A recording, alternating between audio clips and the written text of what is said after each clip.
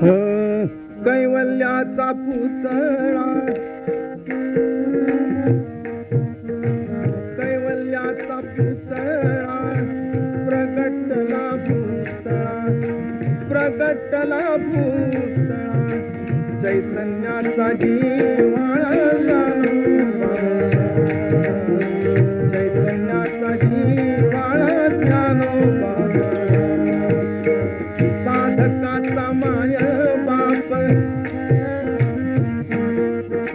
साधकाचा माय बाप दर्शने हरे ताप, दर्शने हरे ताप सर्वाभूती सुख रूप ज्ञानोबा,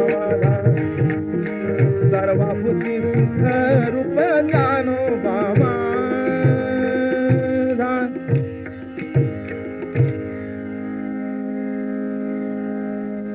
आजचा हा आनंद सोहळा काही आगळा आहे.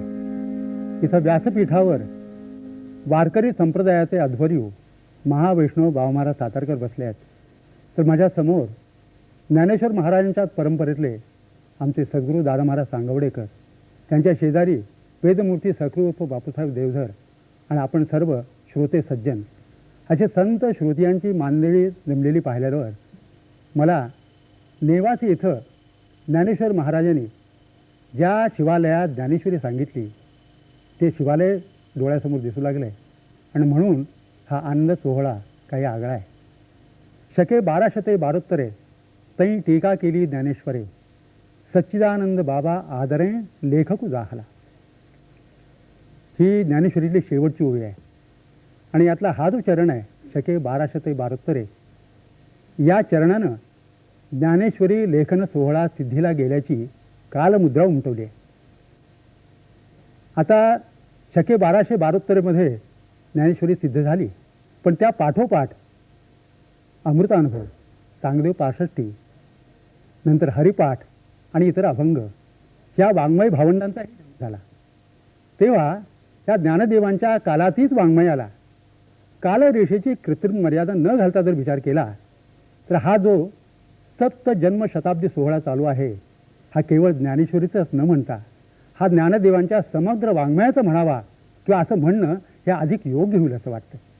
गेली 700 वर्ष ज्ञानेश्वरी हा ग्रंथ मराठी माणसानं आपल्या मस्तकी सुवर्ण मुकुटासारखा मानाने मिरवला आहे. तर त्याच्या हृदय सिंहासनावर ज्ञानेश्वर महाराज चक्रवर्ती सम्राटाच्या थाटात विराजमान झालेले आहेत. ज्ञानेश्वरीतल्या 9000 ओव्या या भक्त भाविकांना संजीवन देणाऱ्या अमृतधारा आहेत. ज्ञानेश्वरांना आपण सगळेजण माऊली म्हणतो आणि हे बरोबरच आहे, कारण ज्ञानेश्वरी महाराजांचा किंवा या माऊलीचा प्रेमपान्हा पिऊनच संतांच्या पिढ्यानपिढ्या पोचल्या गेल्या आणि आजही पोचल्या जात आहेत. ज्ञानेश्वरी हा ग्रंथ ज्याने शिरोधार्य मानला आणि आयुष्यभर मस्तकी मिरवला ते दादा महाराज, सद्गुरू दादा महाराज सातारकर. यांना वारकरी संप्रदायात फार मोठं स्थान होतं आणि तीच परंपरा त्यांचे चिरंजीव सद्गुरू आप्पा महाराज यांनी पुढे प्रवाहित केली आणि दादा महाराजांचे नातू आज जे आपल्यापुढे बाबा महाराज बसले आहेत हे ती परंपरा अधिक वेगानं प्रवाहित करतायत आणि त्या प्रवाहात आपल्यालाही त्यांनी मिसळून घेतलेला आहे. ही भक्तिप्रेमाची परंपरा बाबांच्याकडं जशी सद्गुरू दादा महाराजांच्याकडून आली आणि तो प्रेमपान्हा माऊलीचाही ते प्याले आणि दादा महाराजांचाही प्याले आणि त्यामुळं काय झालं तर ज्यावेळी बाबांचं आपण दर्शन घेतो तेव्हा बाबांचं दर्शन हे अधिक सुंदर आहे, गायन अधिक सुंदर की निरूपण अधिक सुंदर हे ठरवणं अवघड होतं. माऊलीच्या शब्दात कौतुक करायचं झालं तर असं म्हणता येईल, ऐका रसाळपणाची आ लोभा की श्रवणीची होती जिव्हा, बोले इंद्रिया लागे कळंभा एकमेका. कैवल्याचा पुतळा या मालिकेत प्रवचन, भजन आणि निरूपणासह विरहिणी गायन असं अशा स्वरूपात बाबा महाराज ज्ञानेश्वर माऊलीच्या अंतरंगाचं दर्शन आपणा सर्वांना घडवणार आहेत. भाव धरून यावाची ज्ञानेश्वरी, कृपा करी हरी दया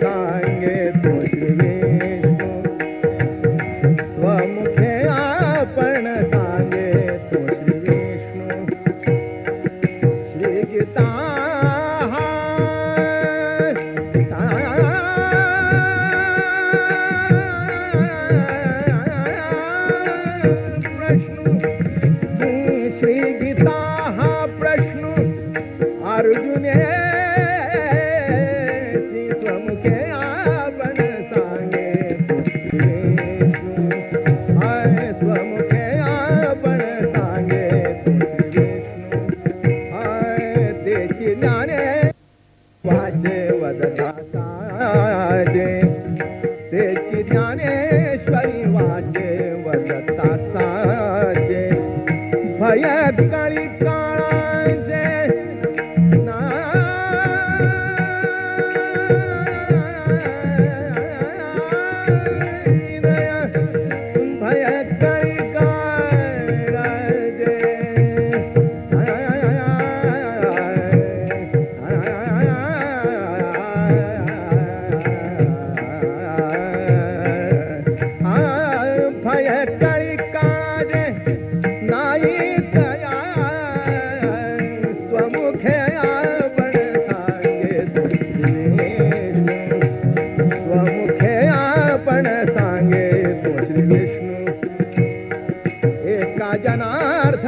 संशय सांडोनी एका जनार्दनी संशय सांडोनी दृढ धरी मनी दृढ धरी मनी दृढ धरी मनी दृढ धरी मनी दृढ धरी मनी दृढ धरी मनी ज्ञानेश्वरी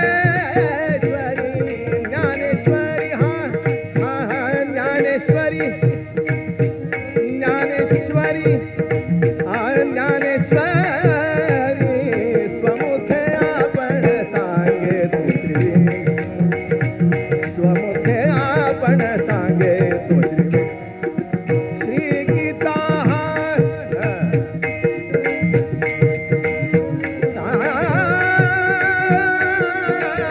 प्रश्न अर्जुने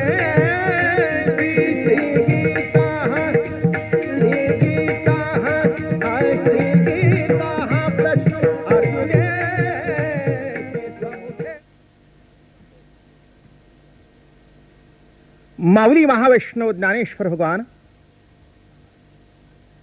आणि भगवान प्रभुगोपाल कृष्णजींनी अर्जुनाला सुखमय आनंदमय पावनमय जीवन करणारी श्रीमद भगवद्गीता सांगितली.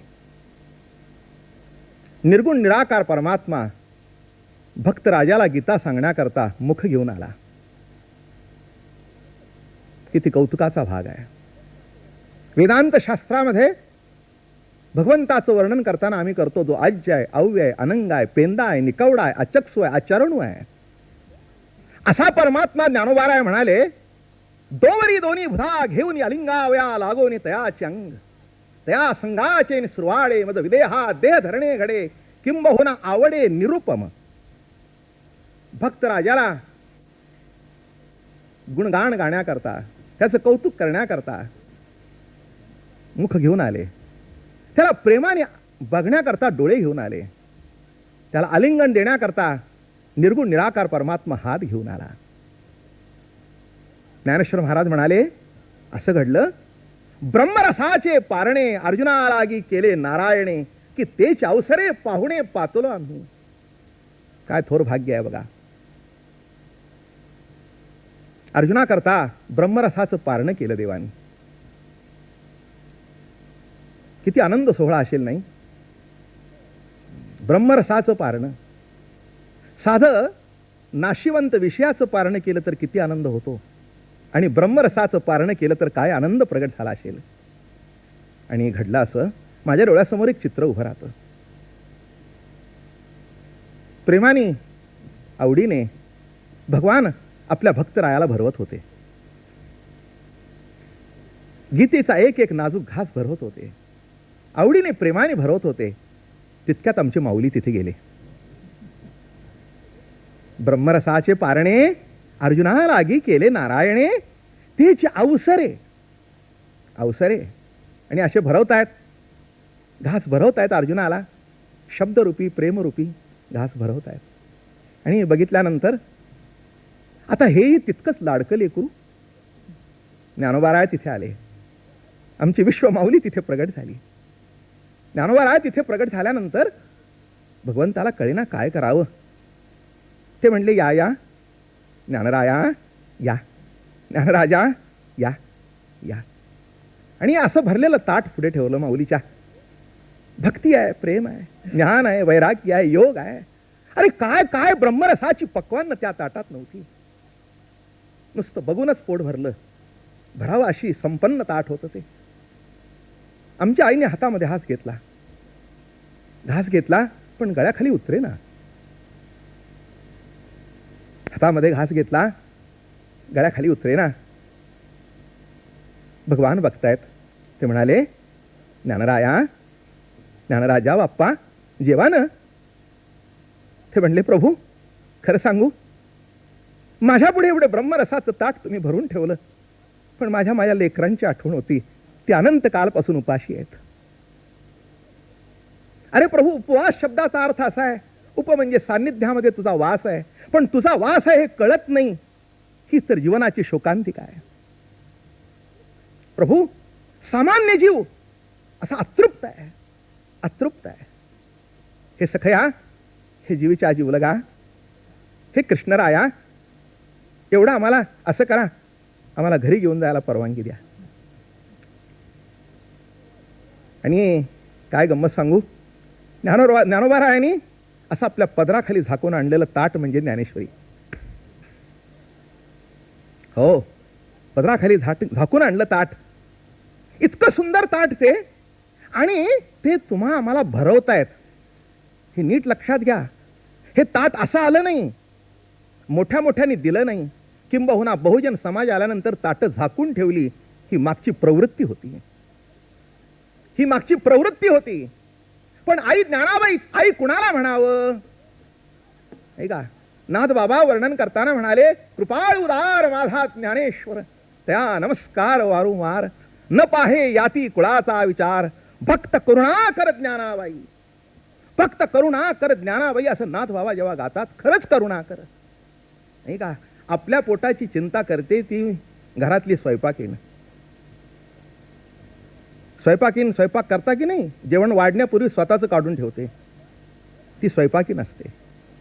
तिला असं वाटतं, न जाणो ह्या पंक्तीला बसलेल्या माणसाने सर्वच जर खाऊन टाकलं तर मला काय शिल्लक राहणार. अशी परमार्थात सुद्धा स्वयंपाकिनी खूप होत्या. आई ज्ञानाबाई अशी होती, तशी आई असते, आपल्या लेकरांना वाढते.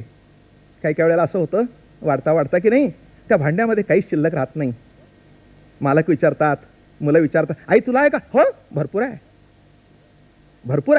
पण ती मुलं पोटभर जेवल्यानंतर त्या आईचं पोट भरतं. मग मालक येऊन, अगं भांड्यात तर काही शिल्लक राहिले नाही. अहो काय माझं मेलीचं घेऊन बसता, मी तर रोजच जेवते, पण तुम्ही आणि बाळा इतके पोटभर जेवला, ते बघूनच माझं पोट भरलं. नामे आई. तसं आई ज्ञानाबाई शब्दाचा अर्थच असा आहे की सर्वसामान्यातला सामान्य जीव पोट भरून जेवला. इथेच आमच्या आईचं पोट भरलं. म्हणून जनाबाई सुद्धा वर्णन करताना म्हणते, विवेक सागर सखा माझा ज्ञानेश्वर, मरोन्या जावे बा माझ्याच्या पोटा यावे, ऐसे करी गा माझ्या भावा. सखया माझ्या ज्ञानदेवा, गोड वर्णन करतात. ज्ञानराजा माझा सखा आहे, माझा जीवीचा जीवलग आहे. सखया नाही का, मी व्याख्या करतो, मित्र कुणाला म्हणावं? ज्याच्याबरोबर बाहेर जायला आवडतं, सिनेमा बघायला आवडतो, नाटक बघायला आवडतो, तो मित्र. जीवलग कुणाला म्हणावं? ज्याच्याजवळ आपल्या अंतःकरणातलं गुज सांगावंसं वाटतं, तो जीवलग. पण सखा कुणाला म्हणावं? ज्याला न सांगता अंतःकरणातलं कळतं, तो सखा. जीवलगाला सांगावं लागतं, सख्याला सांगावं लागत नाही. बघितल्यावर पाठीवर थाप पटली, का रे बाबा तुझा चेहरा उदास का? तसं अनेक जीवांचे उदास चेहरे आई ज्ञानाबाईंनी बघितले. का रे बाबा, अंतरात्मा जवळ असून सुद्धा उदास का रे? अशी तुझी अवस्था का झाली?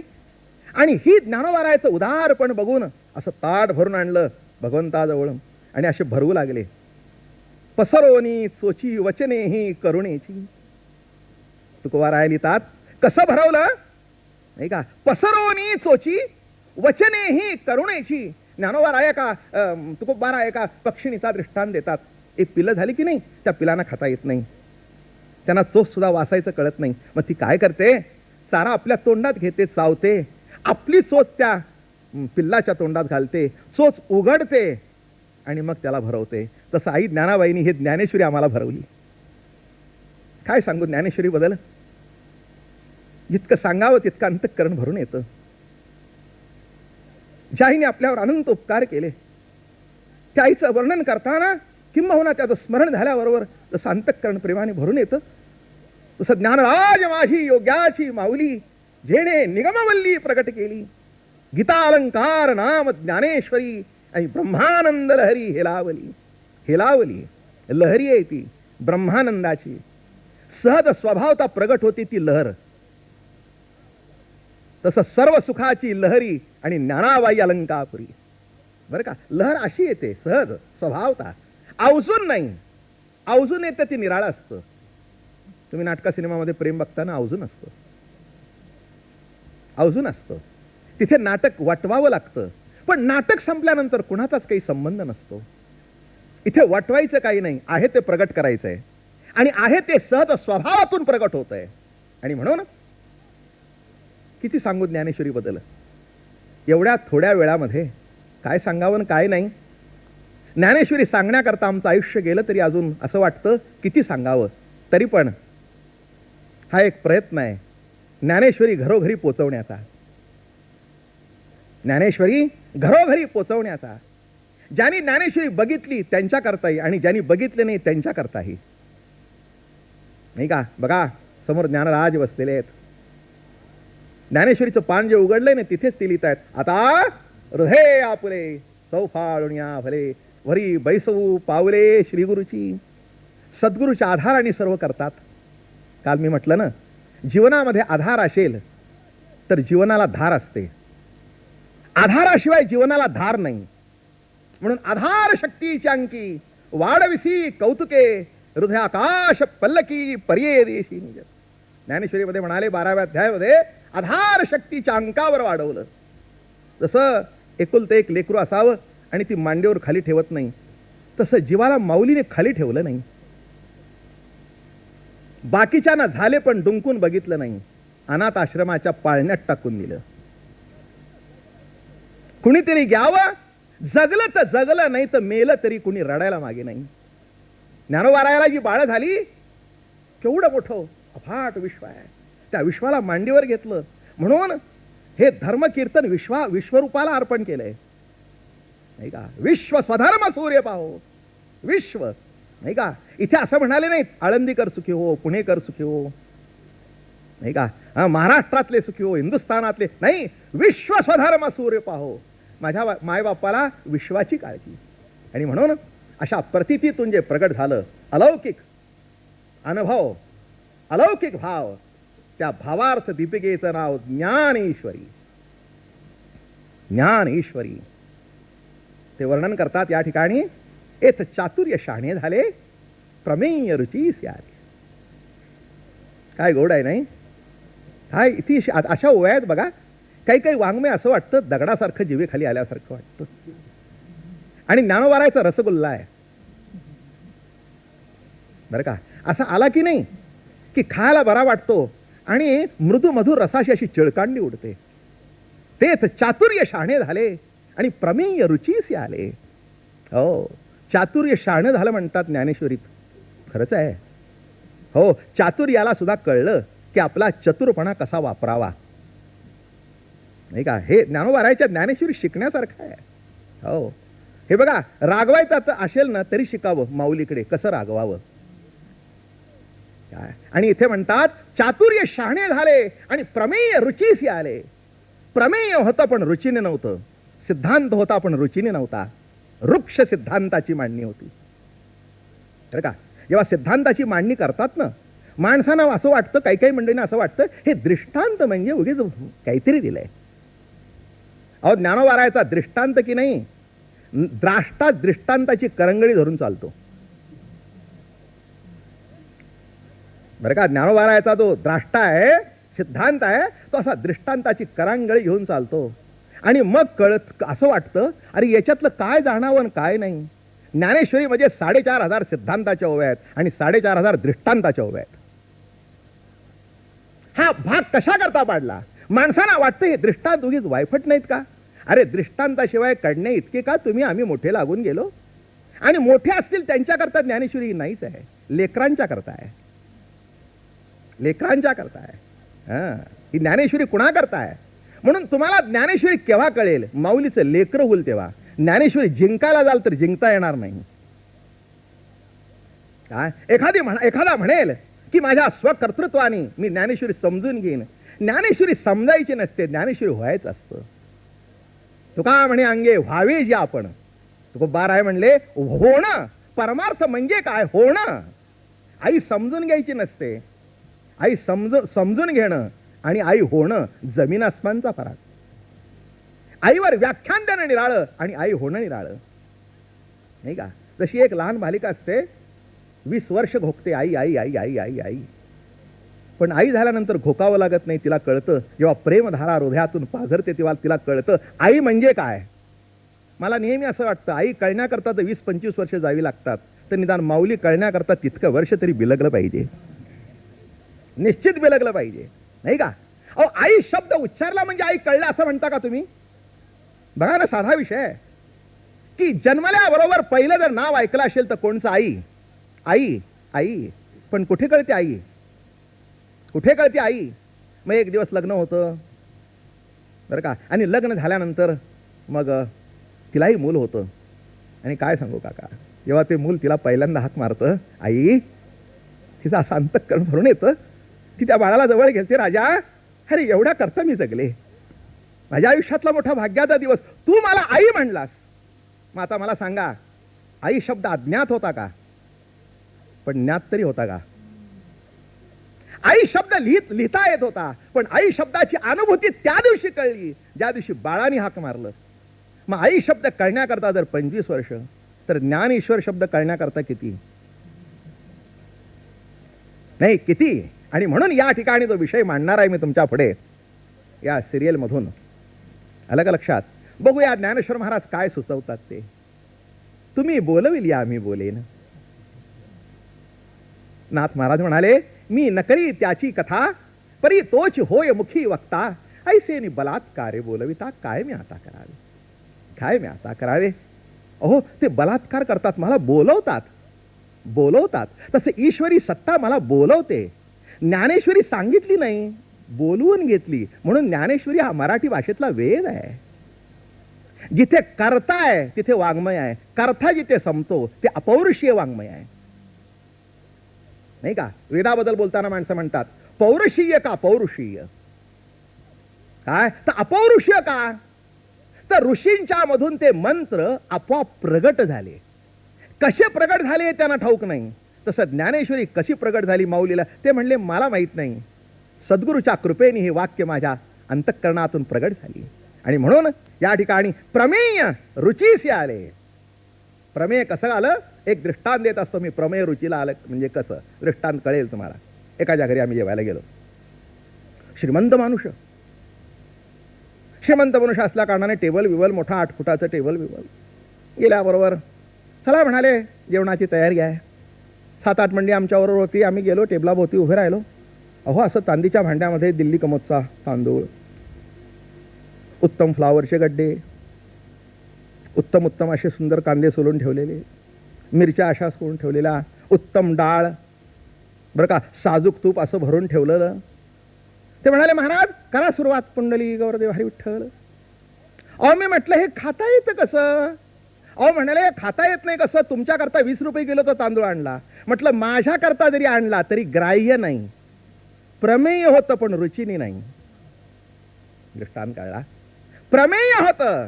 मग म्हटलं असं करा, जरा शिजवा, जरा त्याला चटणी टाका, मीठ टाका, मिरची टाका, मसाला टाका आणि जरा प्रेमाने ढवळा. काय ढवळताना असं तुमच्या पोटात ढवळू देऊ नका, कशा करता आले जेवायला म्हणून. असं ढवळा की जेणेकरून तुम्हाला वाटेल हा खाणारा तृप्त झाला पाहिजे, असं प्रेमाने ढवळा. आणि असं म्हटल्यानंतर मग काय झालं? असं सुंदर जेवण केलं. पहिल्या फुरकाबरोबर वा प्रमेय रुचीसे आले, प्रमेय रुचीसे आले. तसं ज्ञानोबारायच्या ज्ञानेश्वरीमध्ये असं वृक्ष प्रमेय राहिलं नाही. काय त्या प्रमेयाकडे बघताना परा प्रमेय प्रमदा विलासिया. ज्ञानोबारायच्या प्रमेयाभोवती विलास आहे, म्हणून त्यांच्या तत्वज्ञानाला चिद्विलास म्हणतात. ज्ञानोबारायचं जे तत्वज्ञान आहे त्या तत्वज्ञानाचं नाव काय आहे? चिद्विलास आहे. त्याच्या जोडीला प्रेमविलास आहे, त्याच्या जोडीला भक्तिविलास आहे. आणि या भक्तिविलासामध्ये चिद्विलासामध्ये आपल्याला डुंबायचं आहे, आपल्याला त्यातला आनंद लुटायचा आहे. आणि तो आनंद साक्षी राहून लुटता यायचा नाही. त्याच्याकरता माऊलीला बिलगलं पाहिजे. म्हणून पहिल्या प्रवचनातून माऊलीला कसं बिलगायचं हे शिका, नाही का? हो, अहो आईच्या मांडीवर बसल्याशिवाय आईच्या सहवासाचा आनंद लुटता येत नाही. तसं आधार शक्तीची अंकी वाढविसी कौतुके आणि हृदयाकाश पल्लकी पर्ये देशी निज. तसं आई ज्ञानाबाईला थोडंसं बिलगूया आणि त्यांना प्रार्थना करूया की महाराज तुमची ज्ञानेश्वरी आमच्या अंतःकरणामध्ये प्रगट करू द्या आणि ज्ञानच देव कसा आहे ही प्रतिती अंतःकरणामध्ये निश्चयाला येऊ द्या. पुंडली गौरदेव हरी विठ्ठल श्री ज्ञानदेव तुकाराम विठ्ठल विठ्ठल विठ्ठल विठ्ठल विठ्ठल विठ्ठल विठ्ठल विठ्ठल विठ्ठल विठ्ठल विठ्ठल विठ्ठल विठ्ठल विठ्ठल विठ्ठल विठ्ठल पुंडली गौरदेव हरी विठ्ठल श्री ज्ञानदेव तुकाराम ज्ञानेश्वर महाराज की जय. सद्गुरु दादा महाराज, सद्गुरु अप्पा महाराज की जय. ज्ञानेश्वर माऊली ज्ञानराज माऊली तुकाराम.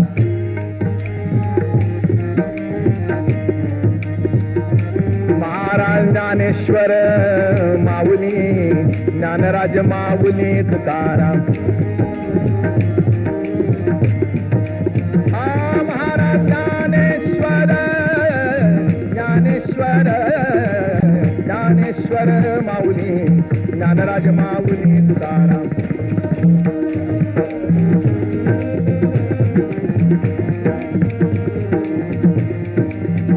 महाराज ज्ञानेश्वर माऊली ज्ञानराज माऊली तुकाराम.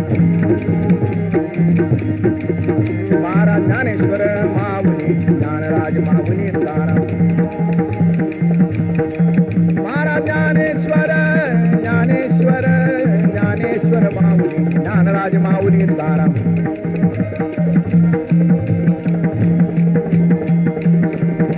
ज्ञानेश्वर माऊली ज्ञानराज माऊली तुकाराम. तुकाराम तुकाराम तुकाराम तुकाराम तुकाराम तुकाराम तुकाराम. पुंडलिका वरदे हरी विठ्ठल.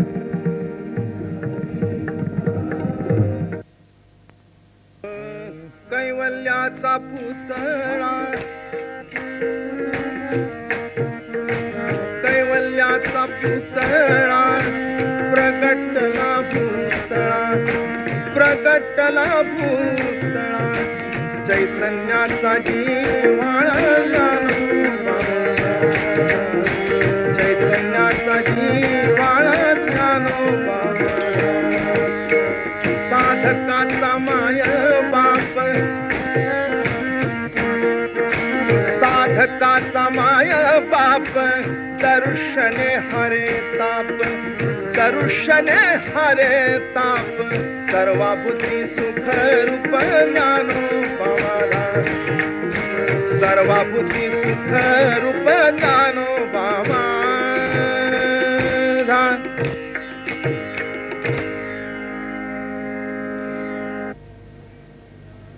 ओम नमो ज्ञानेश्वरा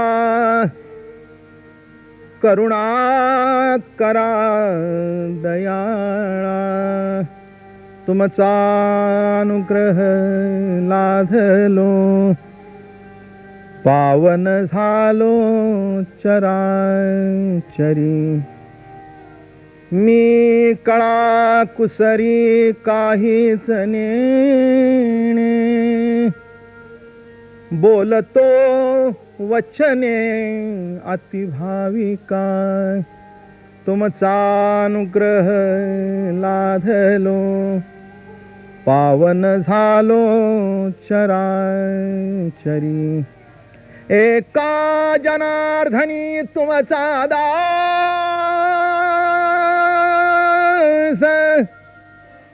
एका जनार्दनी तुमचा दास.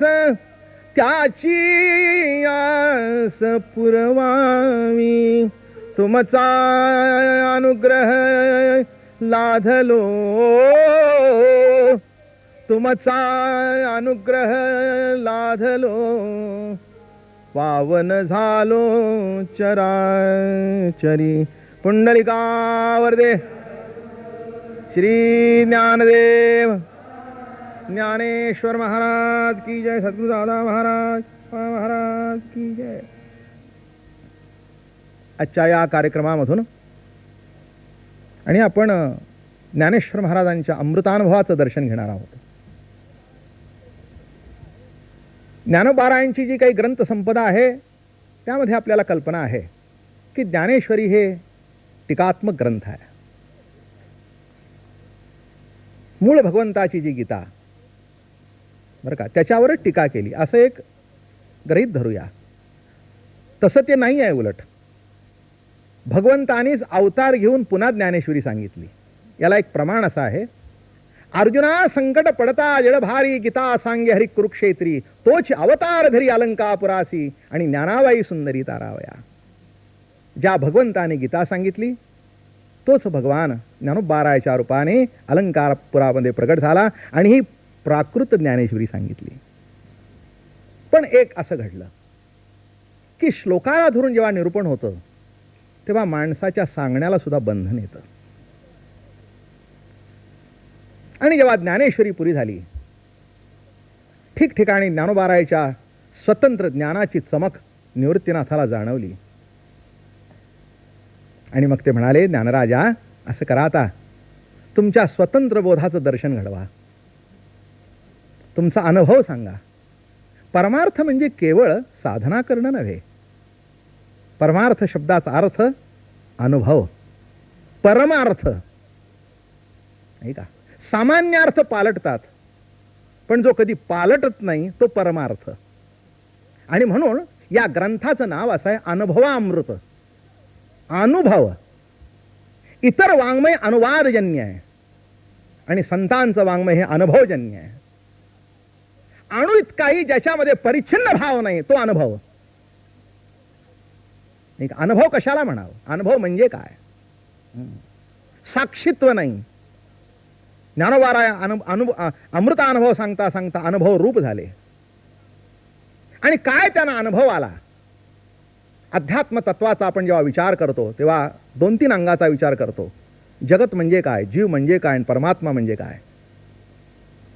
थोडेसे शब्द अवघड आहेत पण कानावरून जाऊ द्या. जगत काय, जीव काय, परमात्मा काय, दृश्य काय, द्रष्टा काय, दर्शन काय, ज्ञेय काय, ज्ञान काय, ज्ञाता काय, प्रत्यय काय, प्रतीती काय.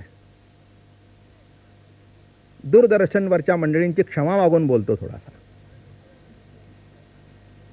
कारण एखाद्या वेळेला शब्द कळणार नाहीत, पण न कळलं तरी हरकत नाही. अमृतानुभवात काय लिहिले ते शब्द तरी कानावून जाऊ द्या. कानावरून गेल्यानंतर नंतर कळतील. जे कानाआड आहेत ते कानात जाऊ द्या. कालांतराने ते शब्द अनुभवातून प्रतीत होतीलच. म्हणून ज्ञानेश्वरीमध्ये जेव्हा जगताबद्दल ज्ञानेश्वर महाराजांनी विचार मांडला, ते म्हणाले, जग परवते सारावे मग माते घ्यावे, तैसे नव्हे आघवे सकटची मी. अरे जगत हे माझं व्यक्त दर्शन आहे. जगत रूपाने निराळं काही नाही आहे, अहो मीच आहे. हा एक स्वतंत्र विचार आहे. काय आहे परमार्थामध्ये? एक 4 मतं इथे अमृतानुभवामध्ये त्यांनी खंडन केलं. सांख्यांचा द्वैतवाद बरं का, बौद्धांचा शून्यवाद आणि विज्ञानवाद, आणि केवळ अद्वैत मताचा ज्ञानवाद आचार्यांचा. या 4ही वादाचं ज्ञानेश्वर महाराजांनी खंडन केलं.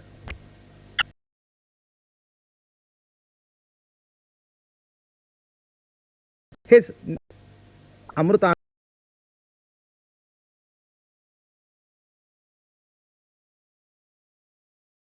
विशेषत्व आहे. याच्याबद्दल 2 मतं असू शकतील. कोणत्याही भागाबद्दल 2 मतं असतातच. त्यात काही चुकीचं आहे असं मला म्हणायचं नाही. एखादी गोष्ट एक मनुष्य त्या तऱ्हेने बघेल तर दुसरा दुसऱ्या तऱ्हेने बघेल. एखाद्या छापखान्यामध्ये जेव्हा ज्ञानेश्वरी छापली जाते तो म्हणेल काय काम करतोय. ज्ञानेश्वरीच्या गठ्ठ्यावर सुद्धा तो बसतो नाही का. एखादा कागद पायदळी सुद्धा येतो, त्याची बघण्याची ती दृष्टी आहे. म्हणून माणसं काय पायदळी घालतील आणि काय नाही हे काही कळत नाही. हा भाग निराळा. एखादा साहित्यिक असेल तर तो साहित्याच्या दृष्टिकोनातून बघेल, आणि वारकरी असेल तर आई ज्ञानाबाई म्हणून वंदन करील. हाच याच्यातला एक महत्वाचा भाग आहे. तेव्हा आपण कसं बघतो एखाद्या वस्तूकडे, जगताकडे, तसं ज्ञानोबारायांना जगत काय दृष्टिकोनातून दिसलं हा महत्वाचा भाग आहे. किंबहुना दृष्टीने सृष्टी पालटते, नाही का? सृष्टी कशी पालटते आपल्या लक्षात येईल की पुष्कळाला काय होतं, असतं एक, नाही का, आणि दिसतं एक. तसं इथे जगताची व्याख्या करताना ज्ञानोबा काय करतायत, थोडासा वेळ आणि त्याच्यात मोठं एक पंचायत होते की काय सांगावं. पण एक अमृत अनुभव निदान आहे एवढं कानावर जाऊ द्या. काही काही माणसांच्या कानावरून गेला असेल, पण पुष्कळ असे आहेत की ज्यांना ठाऊकी नाही की ज्ञानोबारायांनी अमृतानुभवामधून आपलं स्वतंत्र तत्वज्ञान लिहिलंय. सांख्याने काय केलं, प्रकृती आणि पुरुष हे भिन्न मानले. सांख्य मतामध्ये प्रकृती आणि पुरुष हे भिन्न मानले. त्याच्यामध्ये प्रकृती जड मानली आणि पुरुष चेतन मानला. बघा आता दोन शब्द अजून गमतीचे सांगतो. सांख्य म्हणतात प्रकृती आणि पुरुष, बरं का. आचार्यांच्या तत्वज्ञानामध्ये ब्रह्म आणि माया, आणि ज्ञानोबारायाच्या अमृत अनुभवाची सुरुवात देवो आणि देवी. हे इथे गमतीचा भाग आहे. हा, इथे प्रकृती जड आहे आणि पुरुष चेतन आहे. ज्ञानोबारायाची प्रकृती आणि पुरुष हे भिन्न नाही, दोन्ही एकरूपच आहेत, नाही का. एक प्रकृती आणि पुरुष या शब्दाची गंमत बघू. एकरूप कसं आहे ते दिसेल.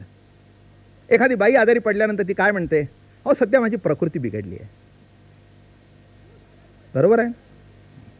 पुरुष आजारी पडल्यानंतर काय म्हणतो, अहो सध्या माझी प्रकृती बरी नाही. असं म्हणतो का, माझा पुरुष बरा नाही? नाही असं म्हणतो का, काय काल ऑफिसला का आला नाही, अहो काय करावं, माझा पुरुष बरा नाही. असं नाही आहे. हो, त्याचा सिद्धांत असा आहे, ही प्रकृती आहे, जीव आहे, नाही का. ही प्रतीती आहे, प्रत्ययाची प्रतीती आहे. प्रतीतीमधून काय प्रतीत होतं, तर प्रत्यय रूप परमात्मा प्रतीतीतून प्रतीत होतो. प्रतीतीतून परिच्छिन्न काही दिसत नाही, प्रतीच ती, नामे प्रतीती, नाही का. अहो आरशामध्ये जे प्रतिबिंब दिसतं ते काही निराळं असतं का? नाही, प्रतिबिंब, पण बिंबाशिवाय नाही. तसं इथे जी प्रकृती म्हटली आहे ती त्यांनी जड म्हटली आहे. ज्ञानोबाराय तसं म्हणत नाहीत, ते म्हणतात दोन्ही एकच आहेत. किंबहुना त्या परमात्म्याला एकाएकी नरमते अशी जी श्रुती म्हणते, त्याला एकट्याला करमत नव्हतं. एकलेन कंठवे म्हणून या येणे केली निर्माण 14ही भुवने. अहो एकट्याला करमत नव्हतं. तुम्हाला सुद्धा घरात एकटे असल्यानंतर करमतं का? नाही, सांगा की एकटे तुम्ही असता तेव्हा करमतं का? नाही करमत, नाही का. त्यातल्या त्यात वय झाल्यानंतर, मुलं आपापल्या कामाला गेल्यानंतर कसं वाटतं? लहानपणी सतत मुलं अंगावर खांद्यावर, मग जरा उदास वाटतं. तसं परमात्म्याला उदास वाटलं. हो, तो म्हणाला आता मी एकटा मी आहे, काय करू आणि काय करू, बरं का. आणि त्या संकल्पातून जे निर्माण झालं ते जगत. एकाएकी न रमते, म्हणजे रमणं तेच दर्शन. म्हणून जगत म्हणजे मायाबिया म्हणू नका, प्रभूचं ते रमण आहे, प्रभूचं ते रमण आहे. म्हणून आचार्यांच्या तत्वज्ञानामध्ये मायावादामध्ये असं म्हटलंय, माया ही ब्रह्माची उपाधी.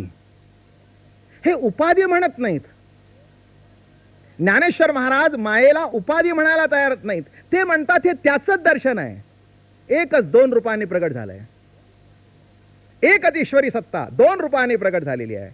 एकाचं नाव आहे प्रकृती, एकाचं नाव आहे पुरुष, एकाचं नाव आहे शिव, एकाचं नाव आहे शक्ती. अवतीच. आता एक अजून एक मुद्दा महत्वाचा सांगतो. ज्ञानोबाराय हे नाथ संप्रदायाचे. नाथ संप्रदायाच्या विचारसरणीमध्ये माया मानलेली नाही.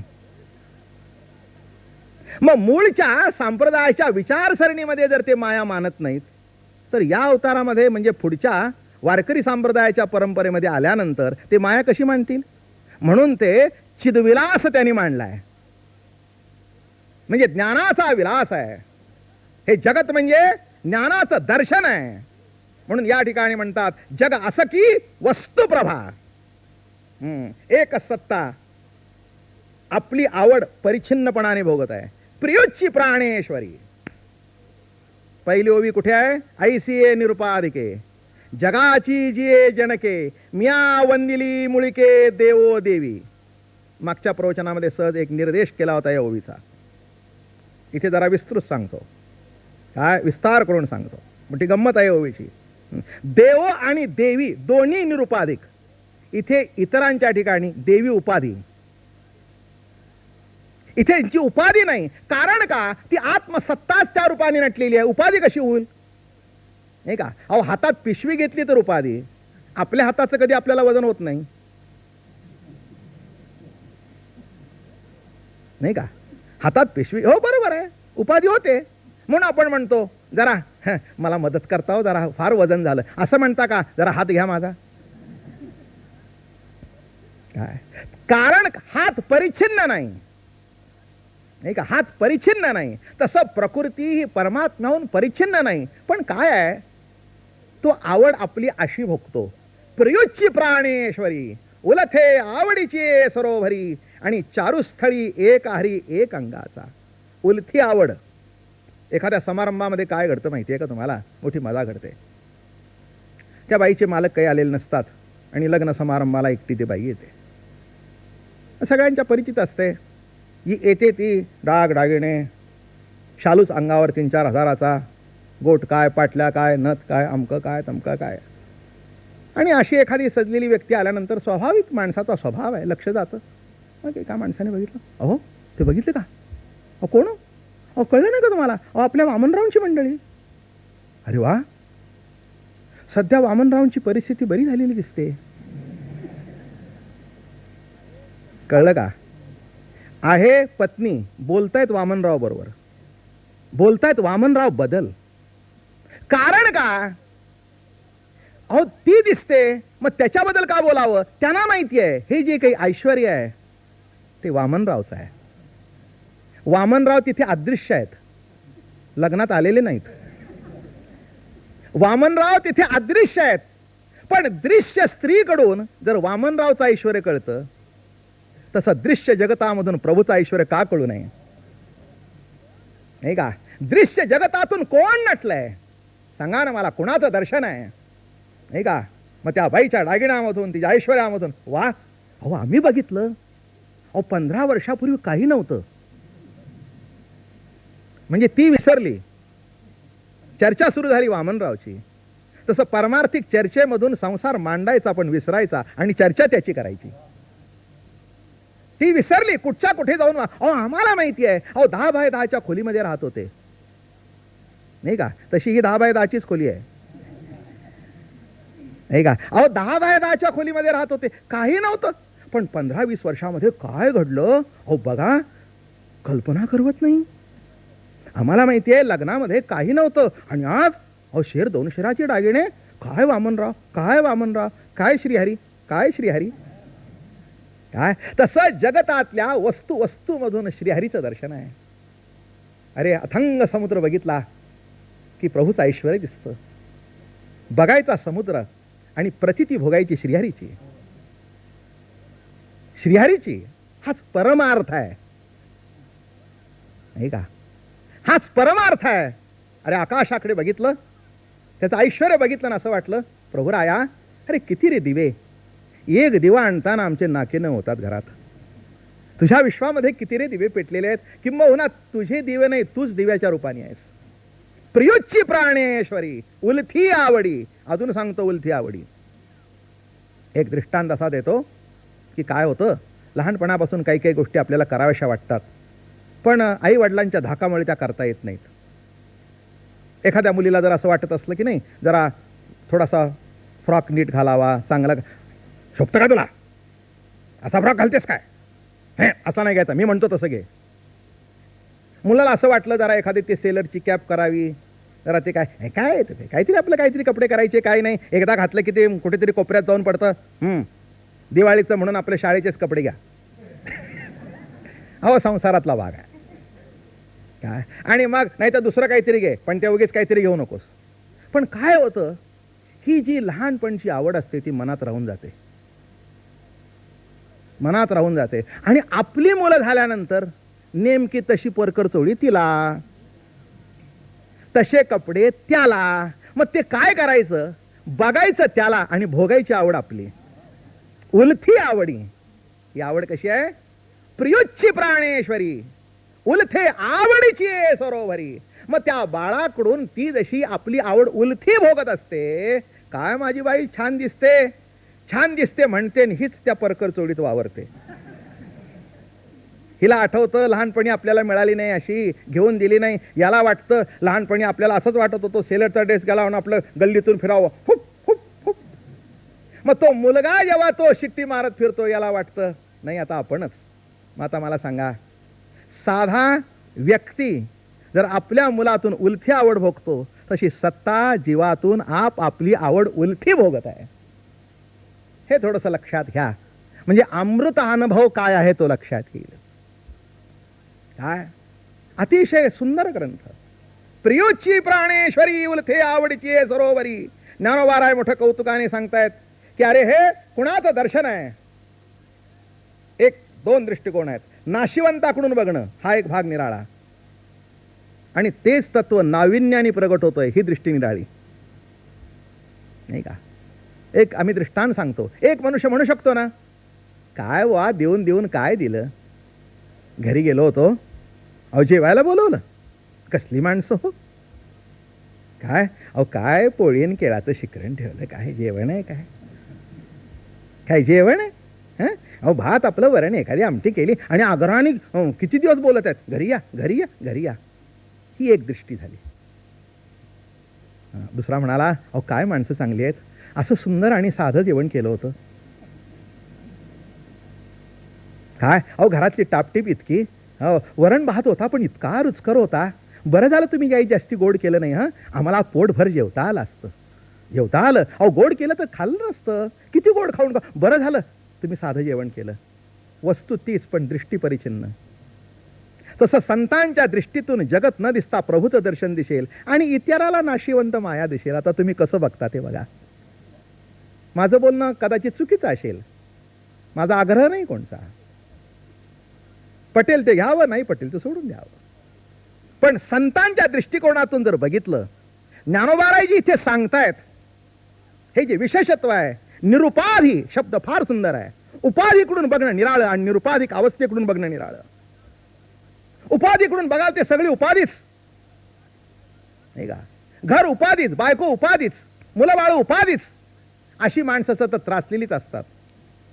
आणि प्रभू प्रेमाचं दर्शन बघितलं तर त्याच्यातूनही आनंद आहे, त्याच्यातूनही आनंद आहे. आणि म्हणून या ठिकाणी जे ज्ञानेश्वर महाराजांनी आपला स्वतंत्र सिद्धांत मांडला, प्रकाश तो प्रकाशकी यासी नवचे घेई चुकी, म्हणून जगासकी वस्तुप्रभा, जगत हे माया कार्य अज्ञान कार्य नाही. ज्ञानेश्वर महाराज म्हणाले, अज्ञान माया कोणत्याही अवस्थेमध्ये सिद्ध होत नाही, कोणत्याही अवस्थेमध्ये. काही काहीचं म्हणणं काय आहे, विशिष्ट अवस्थेमध्ये अज्ञान सिद्ध होतं आणि स्वरूपाच्या ठिकाणी अज्ञान नसतंच. ज्ञानेश्वर महाराज म्हणाले दोन्ही अवस्थेमध्ये अज्ञान नाही. त्यांनी एक ओवी दिली, लवणाची मासोळी जरी होय जिव्हाळी, तरी जरी ना वेगळी न जिये जेवी. अरे ती ओवी कशी आहे, फार सुंदर ओवी लिहितात. लवणाची मासोळी, मासोळी कशाची नाही. ज्ञानोबारायचा कल्पना विलास फार कौतुकाचा. मासोळी कशाची, मिठाची. बर ती मिठाची मासोळी असल्या कारणाने काय झालं, पाण्यात टाकल्याबरोबर विरघळून गेली, कारण मिठाची आहे. आणि बाहेर काढली तरी शिल्लक राहत नाही, कारण मासोळी आहे. दृष्टांत किती सुंदर आहे बघा, लवणाची मासोळी. काय मग आता बाहेर काढली तरी शिल्लक राहत नाही आणि पाण्यात टाकली तरी शिल्लक राहत नाही, अशी जी लवणाची मासोळी. तसं ज्ञान याही अवस्थेमध्ये सिद्ध होत नाही आणि स्वरूपाच्याही अवस्थेमध्ये सिद्ध होत नाही. अज्ञान, क्षमा करा, काय अज्ञान कोणत्याही अवस्थेमध्ये सिद्ध होत नाही, ना इथे ना तिथे. मग आहे ते काय आहे, प्रकाश तो प्रकाशकी. इथून तिथून एका ज्ञानाचं दर्शन आहे. ज्ञानाचे प्रकाशे वर्तते हे जग, न घेती बरळ देहबुद्धी. हा ज्ञानाचा प्रकाश आहे, नाही का. हा जरी प्रकाश असला लाईटचा, तरी हा प्रकाश ज्या प्रकाशाने कळतो तोच ज्ञान प्रकाश आहे, तोच आत्मप्रकाश आहे. झिलमिल निषेदिनी चमके, नाही का, तेल न बाती भुज न जाती, अशी जी आत्मज्योत, असा जो ज्ञानाचा प्रकाश, नाही का, हा कशाचा प्रकाश आहे, हे दर्शन कशाचं आहे? मग जगत म्हणजे ज्ञानाचं दर्शन आहे ना. मी एक उपनिषदातली गोष्ट सांगत असतो, एक कौतुकाची अतिशय सुंदर अशी गोष्ट आहे. याज्ञवल्क्यांच्याकडे आणि एक सहज शिष्य गेला. त्याने विचारलं, म्हणले महाराज जीवनाची ज्योत कोणची? दिवस होता. त्यांनी सांगितलं सूर्य ही जीवन ज्योत आहे, सूर्य ही जीवन ज्योत आहे. सद्गुरूच्या वचनावर श्रद्धा ठेवून चालायचं, त्याच्यामध्ये गैरविश्वास दाखवायचा नाही, अश्रद्धा दाखवायची नाही. अशी एक परंपरा आहे. नाही पटली ठीक आहे, माणसं म्हणतील आम्हाला नाही पटत, तेही बरोबर आहे. मोठी गंमत आहे इथे की काय सांगितलं, सूर्य ही जीवन ज्योत. संध्याकाळ झाली, तो म्हणाला सूर्य मावळला तरी मी जिवंत आहे, आता कोणत्या ज्योती जिवंत? जीवन ज्योत कोणची? ज्याच्या आधाराने मी जगतोय तोच मावळला, आता काय, आता काय? पुन्हा सद्गुरूंच्याकडे गेले. म्हणले महाराज जरा आम्हाला थोडं समजून सांगा, समजून सांगा, तुमचं बोलणं चुकीचं आहे असं नाही, जरा समजून सांगा. समजून सांगा अशी जेव्हा वृत्ती असते तेव्हा समजतं. आम्हाला समजतं असं जी वृत्ती असते ना तिथे काहीच समजत नाही. म्हणून ज्ञानेश्वर महाराज म्हणाले आम्ही झालो ऐसे जो म्हणे तो काहीच नव्हे. म्हणून मोठं कौतुकाने सांगितलं. म्हणले बाबा बरोबर आहे तुझं. हा आता रात्र आहे ना, चंद्र ही ज्योत, दिवसा सूर्य, रात्री चंद्र, असं करता करता अमावस्या आली की ज्या वेळेला चंद्रही नाही आणि ज्या वेळेला सूर्यही नाही, संध्याकाळची वेळ होती, असा दिवा लावलेला होता. सद्गुरुनाथ म्हणाले हे बघ आता तूही ज्या प्रकाशात दिसतोय मी, हा बघ हा दिवा ही जीवन ज्योत. म्हणले महाराज बरोबर आहे. त्यांनी आपली दिवाला नमस्कार करायला सुरुवात केली. कालांतराने काय घडलं, जोरात वारा आला, दिवाही विजला. मग त्यांनी विचारलं, म्हणले महाराज सूर्यही नाही, चंद्रही नाही आणि दिवाही नाही, आता कोणची ज्योत? अरे दिवा नाही हे कोणत्या प्रकाशात दिसलं? हीच आत्मज्योत, हाच ज्ञानाचा प्रकाश. नाही आता जिकडे तिकडे बघावं तिकडे जर ज्ञानाचाच प्रकाश आहे, नाही अंधारात सुद्धा प्रकाश आहे. मी काय सांगतो, अहो अंधारात सुद्धा जर प्रकाश आहे, नाही का, अहो अंधार आहे कळलं कशाने, नाही का, अज्ञान आहे कळलं कशाने? ज्ञानेश्वर महाराज म्हणतात अज्ञान हे कोणत्याही अवस्थेमध्ये सिद्ध होत नाही, आहे ते एक ज्ञानराजाचं दर्शन आहे, एक ज्ञानाचं दर्शन आहे, आहे ते. म्हणून त्यांनी शब्द सुंदर वापरला, चिदविलास. ज्ञानोबारायच्या तत्वज्ञानात दुसरं नाव आहे स्फूर्तिवाद. आहे ती, या स्फूर्तीशिवाय जगतामध्ये दुसरं काहीच नाही. फार सुंदर लिहितात ज्ञानोबाराया की या स्फूर्तीशिवाय एक फार सुंदर, अविद्या येणे नव्हे, मी विद्यमानाची नव्हे. अविद्याच आपल्यासोबत, अविद्या म्हणजे काय, जी विद्यमान नव्हे ती. अविद्या आपल्या तोंडाने सांगते, जी विद्यमान नव्हे, अविद्या येणे नावे, मी विद्यमान नव्हे, ही अविद्याची स्वभावे सांगत असे. अविद्या सांगते आपल्या तोंडाने. मग अविद्या जर आपल्या तोंडाने सांगते मी नाही, मग तुम्ही आहे कसं म्हणता? आणि म्हणून ज्ञानोबा या ठिकाणी म्हणतात की अरे बाबा या जगतामध्ये तू जर बघशील तर वस्तूमधून वस्तूचं दर्शन घडेल. तरी परमात्मा से एक वस्तू असे, वस्तू हे नाव परमात्म्याला आहे, नाही का. मग वस्तूचं दर्शन आहे, मग वस्तूचं दर्शन आहे का वस्तूचं दर्शन आहे? हा मग ज्ञानाची दृष्टी जेव्हा प्राप्त होईल, संतांचा अनुभव अमृत जेव्हा तुम्ही प्राशन कराल, तेव्हा तुमच्या लक्षात येईल की हे जगत नसून एक चिद सत्तेचा विलास आहे. आणि चिद सत्तेचा जो विलास त्याला चिदविलास म्हणतात. हे लक्षात घ्या. इथे विलासाकडून बघा म्हणजे आनंद उपभोगता येईल. काय विलासाकडून जर बघितलं तर आनंद, माया म्हटलं तर मग ते बद्धता आलीच, मग ते मुक्त होण्याची पाळी आलीच. त्या दृष्टिकोनातून न बघता आहे तो एक माझ्या प्रभू प्रेमाचं दर्शन आहे. या दृष्टिकोनातून जेव्हा आपण बघतो तेव्हा खऱ्या अर्थाने अमृतानुभव आपल्या अंतःकरणामध्ये प्रगट होतो. बोला पुंडलिका वरदे हरी विठ्ठल ज्ञानेश्वर माऊली ज्ञानराज माऊली तुकाराम.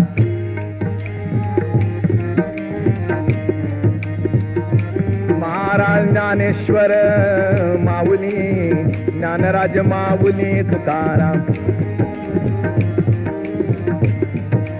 हा महाराज ज्ञानेश्वर ज्ञानेश्वर ज्ञानेश्वर माऊली ज्ञानराज माऊली तुकाराम.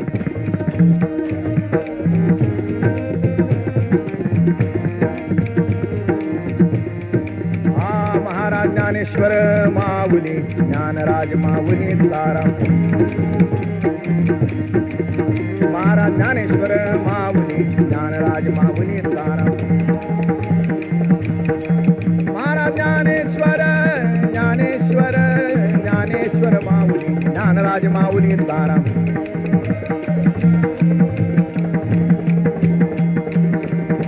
ज्ञानेश्वर माऊली ज्ञानराज माऊली तुकाराम.